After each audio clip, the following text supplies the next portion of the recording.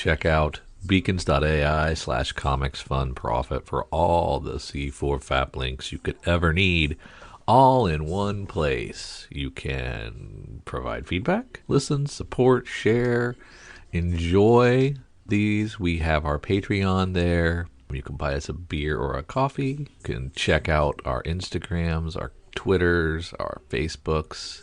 Check out our YouTube page. You can email us. You can listen to our podcasts on Patreon, if you're a subscriber, on Apple Podcasts, Spotify, on Podbean. We have Google Podcasts on there. We have an Amazon wish list. You want to buy Kyle and I something? Fine. You can do that here. We appreciate it. We have Kyle's RPG podcast listed on there, so you can check out his Dork Day afternoon offerings. We have Cowabunga links, so you can check out the Cowabunga deep discount FOC and pre-order list. Get on that. That's RLCS, so you can check that out as well. And we want to just give you opportunities to say hi, to check out what we're doing, support us if you would like, or just listen. Check out beacons.ai/comics fun profit for all the C4 FAP links you could ever need. Thanks. Back to the show. Aloha, it's Jason from Hawaii. Welcome to a special edition of the Comics for Fun and Profit podcast. In this episode, I will be interviewing writer Mark Russell. He is here to promote some of his recent works from Ahoy Comics magazine. We're going to talk about his amazing work on Serial. It's an Ahoy Comics graphic novel and the profound and very touching Second Coming Trinity. Now, this is the third volume in this series. The trade paperback came out just, I want to say probably last week or just recently. And also the fun short story that he wrote in Project Cryptid. Mark, welcome to the Comics for Fun and Profit podcast. How are you doing today? I'm doing great. And aloha, everybody. Yes. Mark, just thank you very much. Thank you for coming back on. Listeners, Mark has been on. This is his third time he's been on. The first two times he's been on with Bryce Ingram and Peter Cross. They talked about My Bad. And I'm going to put you on the spot. If My Bad Volume 3 comes out, can I bring you guys back on again? Absolutely. Oh, thank you very much. Now, Mark, today's interview, we will be focusing on your work at Ahoy Comics. Now, there are some other comics that you have worked on. Is there any other works that you want listeners to check out? Because I know you wrote some stuff for DC, Marvel, Dynamite. Yeah, I'll just give a quick shout out to Superman Space Age, which I did with Mike Allred. Yes, which is currently out in its collected form, and also Rumpus Room, which is currently being released in issues by AWA. Those are probably my two latest non-Ahoy titles. Okay, that's right. Yes, that's right. And then didn't you also? I'm sorry, I'm kind of going off the cuff because I want to just focus on the Ahoy comics. Also, too, you wrote on. Was it another AWA comic about Mars or something? I'm writing. Traveling. That's another one. That's Traveling to Mars, which is actually on Ablaze, not AWA. But yeah, that, and I'm very proud of that. I'm extremely proud of that. It's issue number 10 of 11 is about to drop. But if you haven't had a chance to check that out yet, I think it's one of the absolute best things I've ever written. Sorry, off the cuff for listeners, can you just kind of what is the story about on that one? Traveling to Mars is about the first manned mission to Mars, and the first person who gets sent to Mars gets sent because he's terminally ill, so they don't have to worry about bringing him back. So the whole story is kind of told on the way to Mars in terms of through his journals, and it's all about his regrets on life and what he, and all the things he wishes he could have done now that he's on a one-way trip to Mars and he knows he's never coming back, and all the people he wishes he could have said goodbye to and stuff, which it sounds like a real downer, but it's actually very hopeful. And so I feel like it was a rare opportunity for me to write a story the way I just really wanted to write it, to just let it sort of percolate and not worry about like how long it was going to be or worry about like cliffhangers or anything like that at the end of the issues. And I'm just very happy with it. It was amazing art by Roberto Melli, an Italian artist. So I really hope people will check that one out. All right. Mark, thank you very much. Now, before we begin the interview, I want to give a big shout out to Hannah Bahedri of Superfan Promotions for setting up this interview. And Hannah, thank you very much for doing that. And also, I want to say thank you very much, Hannah, for providing me with advanced reading copies. Mark, I'm going to ask, would you like to add anything to that? No, Hannah, I've worked with Hannah a lot, and she's been a publicist for working with Ahoy for a long time, and she's always just been extremely helpful and really, and I think she just genuinely is enthusiastic about the comics, which helps a lot when you get somebody who actually believes in what they're doing. And yeah, I couldn't be more grateful for all the work she's done for us. Yes. All right, no, thank you very much. All right, Mark, where can listeners follow you on social media, or do you have a website? I do have a website, markrussellbooks.com. And also on social media, I'm mostly on Threads and Blue Sky these days. So look me up at Manrus on both of those. Okay, all right. Thank you very much. Yes, thank you very much. So let's just jump right in. Let's just start talking about Serial. Now, for listeners, what is this original graphic novel about? This is about the serial monsters, or at least a intellectual property free version of the serial monsters that they're used to.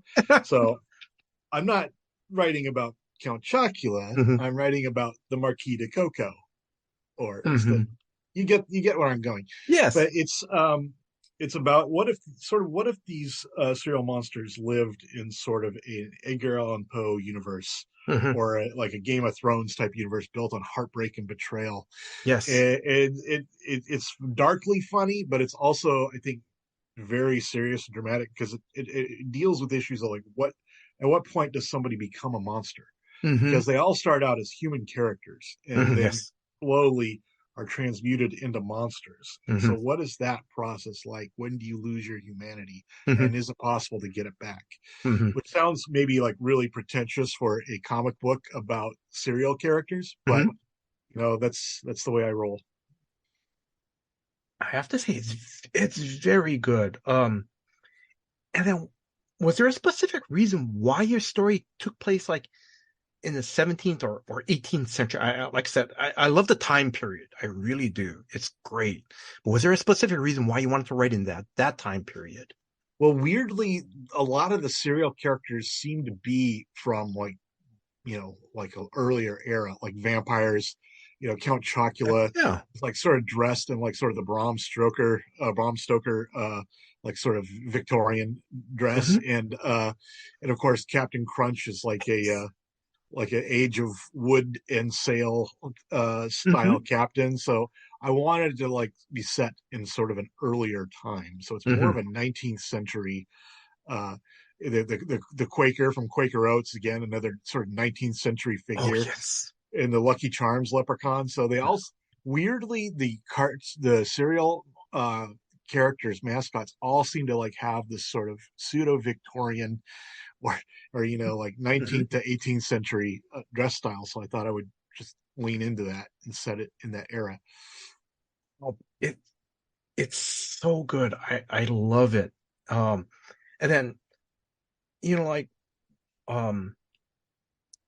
now listeners, what I love about this original graphic novel was that there's a number of chapters. It like you'll focus on Count Coco or the first one, and it is slow, and then you see Franken. I'm trying to think of the character's name in the book. Franken Barry or something. Yes. Yeah, and he's a nobleman, so he's his name is Franken Sherry. Yes. He's the Duc de Sherry. Yes, and was that? Did you and like was that how you presented that to Ahoy Comics, or did they come up to you and go, can we want to have this done? Can you do this? How did they choose the format? That's what I'm just saying. How did you guys decide on the format? Well, this one was a little weird in the sense that we didn't talk about it as a complete project. We Mm-hmm. never discussed it as a complete project. Originally, they had hired me to write one story, the first Yes. chapter, to go with their Edgar Allan Poe Snifter Terror anthology series. And at the time when I wrote the first chapter, I thought, well, this is all I'll ever write of this. This Mm-hmm. is one and done. Yes. And but it got a good response and they really liked it, so they asked me to begin writing more to be serialized with the Edgar Allan Poe series. So then I had to think, well, I now got to come up with a story, Yes. a central narrative for these characters, and that's when the story really started taking shape. And then after the Edgar Allan Poe series was canceled, they said, well, we still want to know the whole story. Mm-hmm. So I wrote an additional 3 or 4 chapters after that to sew it all up, and so we could release it as a graphic novel. So it was really kind of written in 3 different stages. The story was conceived in 3 different stages, which Mm-hmm. is very unusual. But I have to say, it's I love it because it's all these little stories. I love it because it's like you focus on each character, and I'm going to say it wasn't until the third story that I read. Oh, I can't even think who either the third or fourth story about. I think when we started to talk about the Lucky Charms character. Yeah, I think the that third I one's where the leprechaun shows up. Yes, The and leprechaun. then I start to realize these stories are interconnected, and I loved it. It was great, you know. Um, and then yeah, like I said, I just really loved it. Um, I'm gonna ask now. I know you already mentioned about that these are based on breakfast characters. You guys could play around with it. I'm just asking. Did Ahoy Comics have to send some type of letter, to the cereal companies, hey, I don't know exactly how they handle this, but I think we're pretty well covered under parody. We're not okay, using the actual likenesses or the yeah, names of the characters, yeah, and so I think we're pretty safely covered under like parody rules, and also, the fact that we're not like infringing on the visual yes. appearance copyright of these characters. Mhm. And then the other thing I also love about too is that the story, there are little tidbits of uh of little funny puns in there. Like don't for, oh my God, don't cross the army of General Mills or something. But also too, what I also loved about the story too, that it's also it's a story that's very it's it it's a story that takes itself seriously too. I love it that it's like an action adventure story.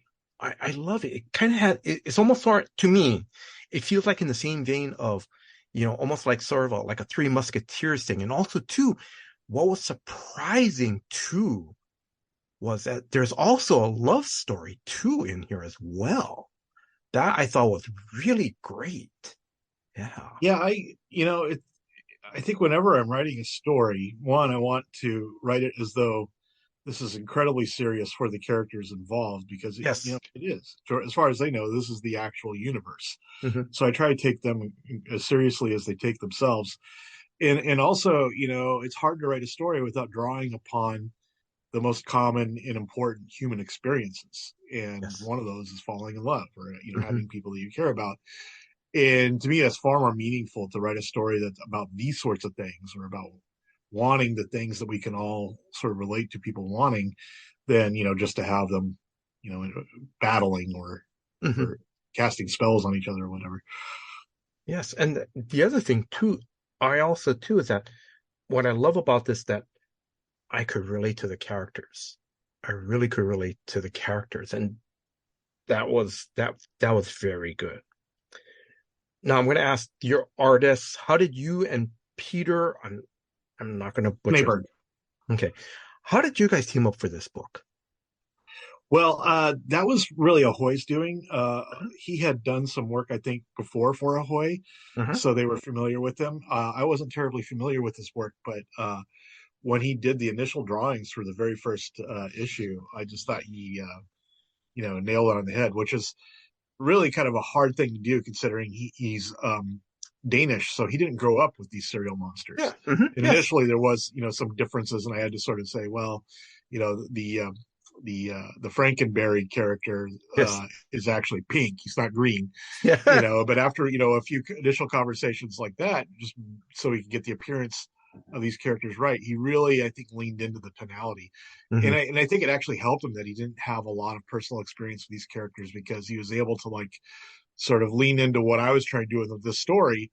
As this was completely understandable and believable to him. He wasn't trying to make them like somebody else who was familiar with these characters might try to hew more closely to their original form. Yes, that I see, because Toucan from Fruit Loops. I mean, when he draws the Toucan in the second story, there's similarities, but it's not a spot on. Where I see. Yeah, he's right. Bright color, bright red, or it's just. And part of that is for legal reasons. Part of it also is that this is just a different universe, and so I wanted the looks to sort of reflect that the appearances this is not as bright and cheerful and universe. This is much more of a dark and somber world. All right. And then now, do you want to give out shout outs to other members of the creative team on this graphic novel? Well, I think that Peter did there's I think Peter did the coloring too, if I'm not mistaken. Yes, he did. He did for most of the stories, yes. So really the creative team is the two of us. I forgot who did the lettering. So unfortunately, Rob Steen? That's probably, I think you're right, Rob Steen. So sorry, Rob. No. Yeah, Rob and Peter are pretty much the creative team. Okay, and then also too, you have an introduction done by Shannon Wheeler. Man, how did you get Shannon to do an introduction on this book? Well, initially, and it's not that we didn't want Shannon to do it. Shannon's a good friend of mine, and I've always, a huge fan of his work. He's one of the greatest cartoonists working in America today. But initially we had asked Marie Javins, the editor-in-chief at DC Comics, to write it, because she was the one who tapped me for writing for DC, and is the reason why I have a career in comics, based upon the strength of my my Count Chocula fan fiction that I was posting on Facebook. So I thought it would make perfect sense for her to write the intro. And she was down for it. She wanted to do it, but there were legalities because she's works for DC, and she wouldn't be able to talk about my work there.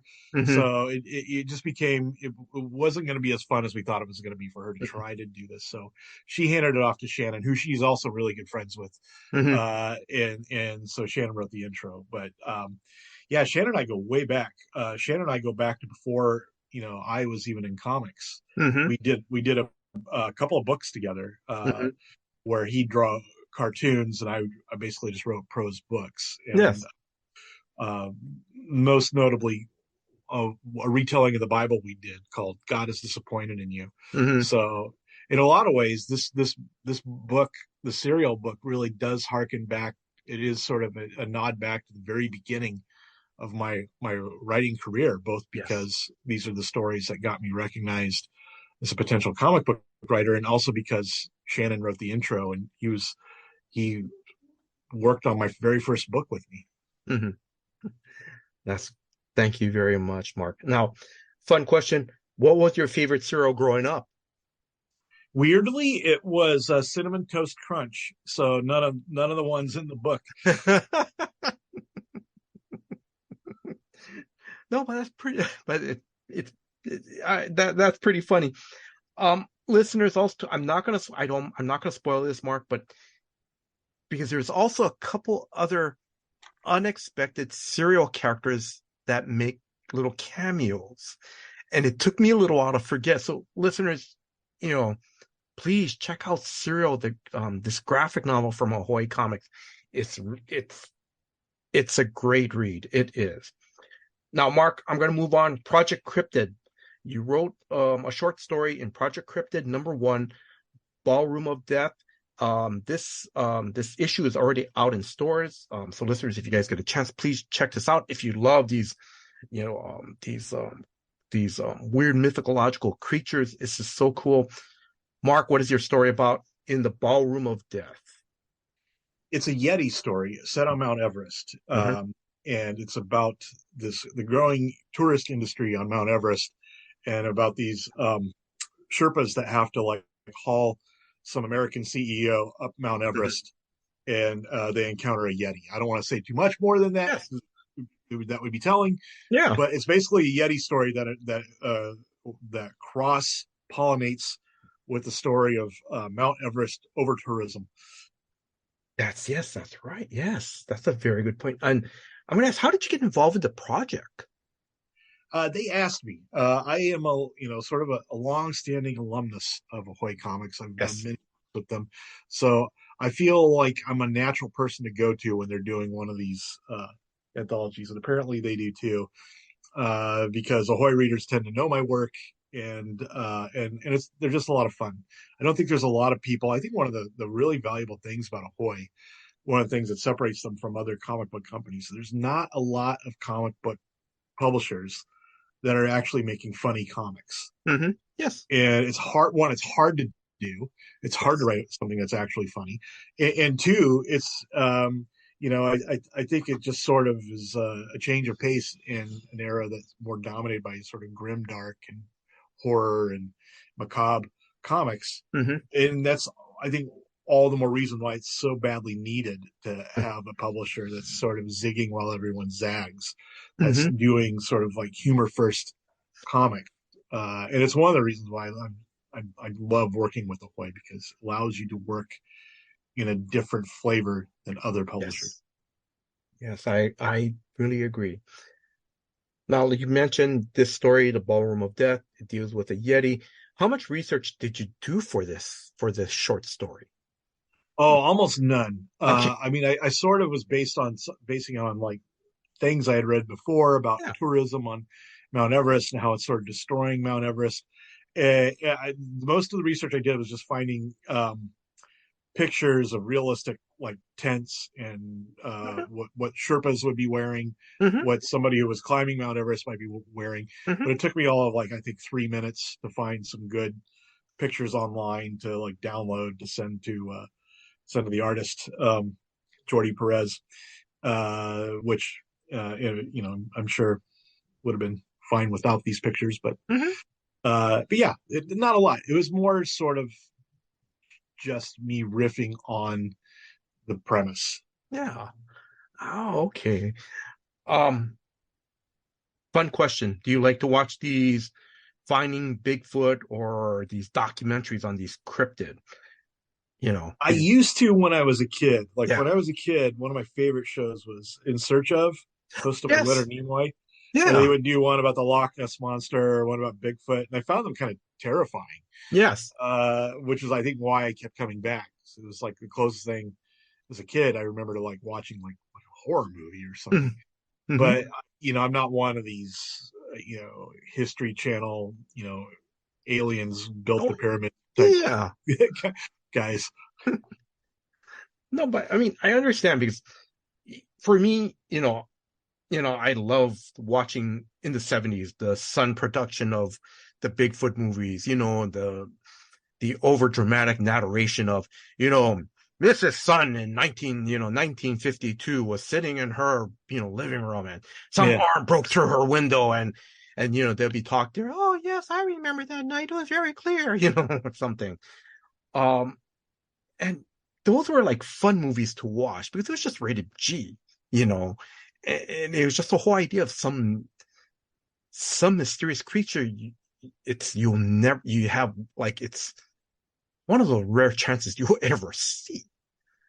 But then it's also kind of funny too, because like growing up, now that I'm older, it's the funny thing is that it's okay, like the Yeti. I still remember seeing pictures of the like they found a footprint, a big footprint of the Yeti's footprint in the snow, but it's only just one print. Like don't they walk on two legs? Yeah. All right. Let's see. Before I continue on to your next Ahoy comic book series, the first issue of Project Cryptid launched a 13-part prose short story called Partially Naked Coming the Corpse. Each chapter is going to appear in every Ahoy comic book that started back in September, and I think it's going to be wrapping up soon. I know each chapter is written by a different writer. The first chapter was written by Grant Morrison. Mark, I'm just going to ask you this. And I'll be honest, I want to find time to read this. I just haven't found the time. I'm going to ask, have you read any of these? Have you read any of these chapters yet? Yeah, I've read them all. Wow. Yeah, no, I really like the project. I think it's fun, and I've always wanted to work with Grant Morrison, so this is kind of my chance. Yeah. But yeah, it's a really fun idea, and I think one of the good things about Ahoy that ties into their slogan "Expect More" is that they don't just do comics; they also have sort of prose backups, which is sort of a really cool wrinkle that you don't get from most other publishers. And yeah, this is, I think, one of the more interesting sort of prose things they've done. It is, and I'm going to say I really have to find time to read these. All right, Mark, let's go into your next Ahoy comic book series. The trade paperback just came out, Second Coming Trinity. Just for new listeners, what is Second Coming about before we jump into the third volume? Second Coming tells the story of the return of Jesus Christ to the planet Earth. It's literally a second coming. But to keep him from getting into trouble like he did the first time, God makes him share an apartment with the world's greatest superhero, thinking that the world's greatest superhero will rub off on Jesus and show him how to really like rule the earth. And but it actually kind of works the opposite way. Jesus begins sort of showing the superhero how limited violence is as a solution to the world's problems, about how really most of the world's problems and most of what makes life bearable on earth is are sappy things like compassion and forgiveness and empathy for other people. Yes. And so it really is a story. It's sort of an odd couple story, but it's an odd couple story about how we've sort of lost our way by thinking that we could run a society based on revenge and bribery and violence, and about how we really need to change. We really need to find some other basis upon which for our relationships if we're going to survive. Now, what is this third volume of the series about? The third volume tells the story of Sunstar, the superhero, and his wife Sheila having a child, and the child has superpowers, which is a nightmare. Yes, because try babysitting a kid with super strength who can fly, and they hire Jesus to babysit a little bit, and Jesus can't handle him. And, like Sunstar's grandmother, who babysat him when he was a kid, they bring her in to lend a hand, and he's too much for her. So it really is about like to what extent you are willing to place your own sort of family and your own interests and your own ambitions above the safety of everyone else. And I feel like this is probably the best series yet in the Second Coming canon. So I hope people will check it out. And I think it's even okay if you want to just start at Second Coming Trinity and then work your way backwards. Yes. I think fine too. I really hope people check it out because I feel like this is some of the best writing I've ever done. And I'm going to, before I put my comments in there, you've already read my comments, but can I ask, may I ask if the Sunstar storyline kind of parallels the Superman stories in recent years? Because I think in the last 10 years, he has a son, Yeah, and it's not really so much based upon the recent Superman stuff, although you're right, there is definitely a parallel. It is very, borrowed from the Superman origin story about him like being sent from a dying planet to this Earth, and it's sort of like this volume sort of asks the question, well, what would it have been like to have had like really have been like to have had a super child Yes. like in Smallville or on Earth? What would that how terrifying would that have been Hmm. for Ma and Pa Kent and the people of Smallville? Oh my God, I'm gonna say that's right because I've been a long time Superman fan. I've read the comics when Kurt Swan was drawing it, and I forgot that in Superman Action 500, where they completely tell the origin of Superman up until that point in the 80s, and I forgot that that's right because there's scenes where he like they find mom and pa can't find this baby. Oh my God, let's take him in, and all of a sudden it's like he's lifting up the crib with one hand. Yeah, and He how do you deal with the someone with the brain of a child but with the strength of like a silverback gorilla? Yes, yeah. And that's right. I forgot all about that because in the 80s, I think when John Byrne, and I'm not knocking John Byrne or any of the recent creators, but I forget because I think some of the writers, when they take over Superman or the origin, is that I think they start having his powers kind of like come about when he's a teenager.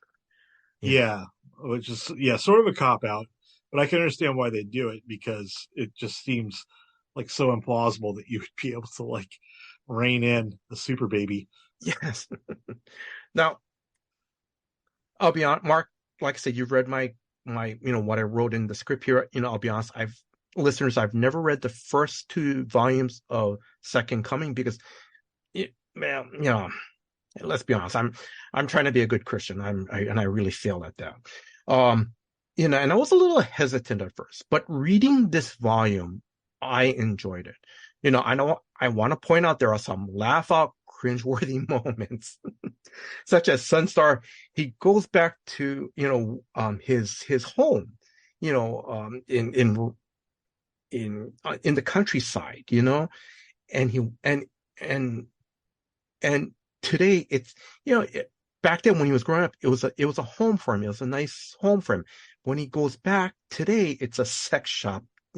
That used to be his home. I found that kind of funny. But Yeah, I well, also it's what happens. I think I mean, not that all of our homes turn into sex shops, but it's like you can't go home again.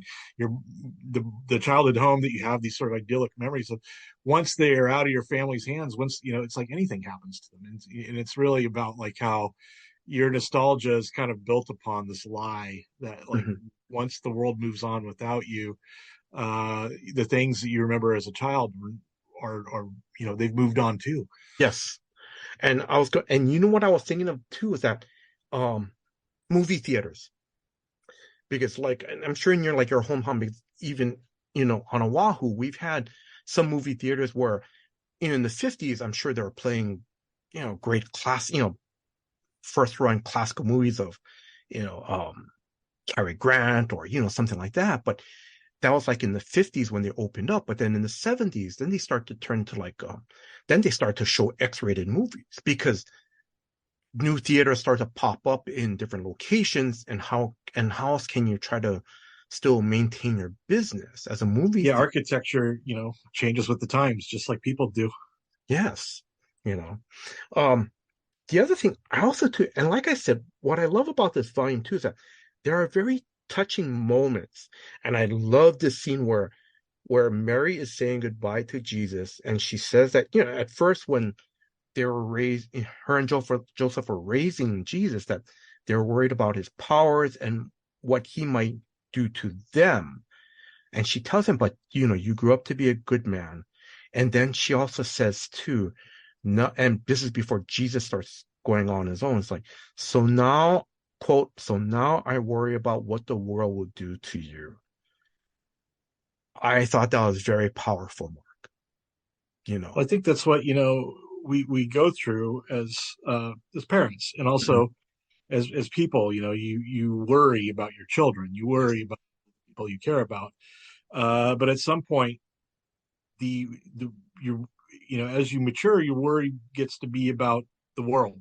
And I think that this is what when you really are maturing, when you are your umbrella of concern, your umbrella of love and caring is bigger than just the people immediate in your life. I think this is how we need to mature as a society if we're going to survive. And that's sort of the level of, that's how Mary goes through. It's like she realizes that her concern for her child was temporary, that the child will grow up, the child will be okay, but the concern for the world that the child lives in will never go away. Yes. Okay. I'm also going to say this too before I continue on, is that the other thing I love about this volume is that for me, it makes me stop and think how my walk with the Lord is, because there's some scenes, oh my God, I love it. It's great because it and Mark, don't take this the wrong way, but it pierces your heart. It makes you stop and think, going, whoa, how's my walk with the Lord?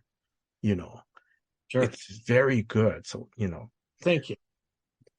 I'm going to ask, please feel free to give shout outs to, members of your creative team, I will definitely, because, I co-created the series with Richard Pace, who mostly does cover work now, but I think he's been a big part of the creative, vision behind this. And Leonard Kirk, who does most of the interior art now, is just been remarkable. I think, he's taken some incredibly hard subject matter to draw and draw convincingly, and he's imbued with a lot of heart and humanity. And then Christopher Chukri, who does the colors. I think that they've all done an amazing job on this. Yes.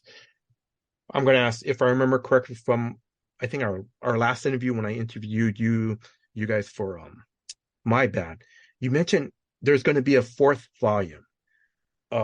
Is that correct? Is there going to be a fourth volume, a second coming? Yes. In fact, I've already written 2 of the issues, and we're going to dive into that starting in January. Oh, nice. That is nice. Mark, I'm going to start wrapping things up because you already talked about what you love about working with Ahoy Comics. I'm just going to move into I'm just slowly wrapping this up.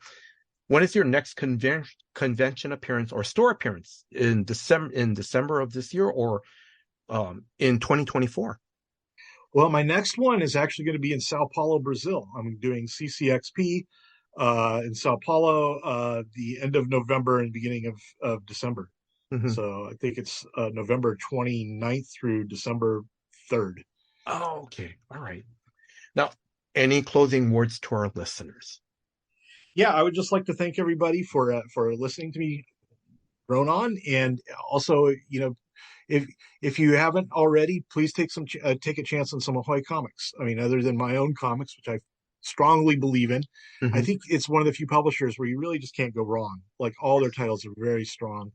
Wrong Earth, Snelson, Happy Hour, just a few. My bad, if I can toot my own horn a little. And I think that these are all really worth reading, and I'm just really grateful to be able to write as much for them as I have been. Mark, mahalo. Thank you in Hawaiian for your time and giving me another opportunity to interview. Mark, just thank you very much. Oh, well, mahalo to you. It's been fun. I wish you continued success with Ahoy Comics. I know you work for other publishers, but I just want to say just continued success with Ahoy Comics. I also want to thank Hannah of Superfan Promotions for setting up this interview. And thank you for the advanced reading copies. Thank you very much, Hannah. Now, if you are a new comic book reader or a lifelong comic book reader, please check out Serial. I love this book because it was unexpectedly sweet, yes, pun intended, surprise that is filled with great characterizations and a story that feels like a sweeping adventure that's filled with danger and romance. Project Cryptid, issue number 1, Mark's short story in that one. It's a fun story to read. I love the ending. I'm not giving the ending away, but I love the ending on that. Second Coming Trinity is a very moving and very touching story about a parent's love for their child. And as a Christian, I've really found that it's very thought-provoking. And again, it made me think about how my walk with the Lord is.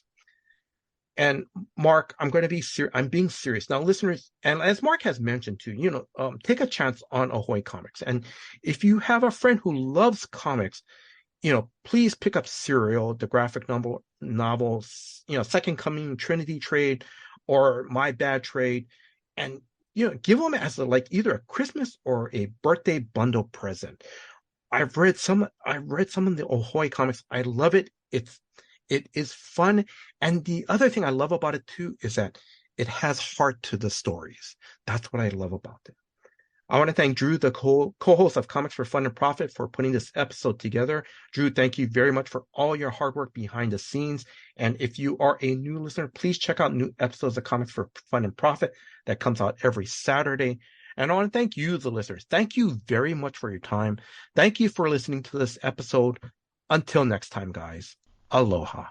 Our LCS is Cowabunga Comics, Lake Country, Wisconsin's best pop culture destination for new comics, back issues, gaming, retro video games, vinyl, and figures. Give them a call, 262-569-9999. Check them out online at cowabungacomics.com or follow them on Twitter at Incredicow. They are our LCS, and we utilize their deep discount mail order service to bring Oconomowoc, Wisconsin closer to us. They'll take care of you. Tell them Drew and Kyle sent you. Say hi to Eric and James from us. If you need an LCS, you can't go wrong with Cowabunga Comics.